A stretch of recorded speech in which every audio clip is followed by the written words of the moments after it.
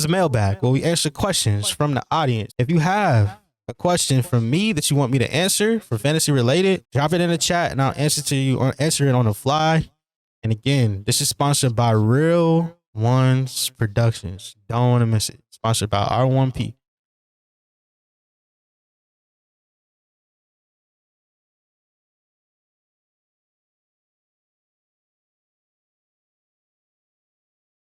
Coming up first on Moon's Mailbag. Moon, who do you start? Dak or Russell Wilson week 1? That's a great question. I'll say if you have both of them as your starter quarterback, then you're blessed this season. You're definitely blessed. I look back to last year when Dak ended up playing Cowboys versus the Bucks in that game, and we don't even want to talk about that Godwin play at the very end of the game that ended up winning it for the Bucks. Y'all remember that play? Yeah, I wish I had the video so I can show you the replay of it, but that game was tight all the way through. It was high offense. I just don't think the Cowboys have the same weapons, and that is the loss of Amari Cooper is going to show out. Now, I know there's people out there that's like, yo, Amari Cooper, we don't want to talk about him. You can't deny how special he is as a route runner, though.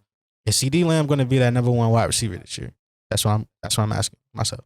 And I want to say yes. When I look at the fact that the Buccaneers defense, everything isn't all peachy around those parts either. How much is Dak going to really throw the ball in that game? How much? Is it going to be over 40 pass attempts? Could be if they get behind, game script, things of that nature. These are things that we got to add into the equation.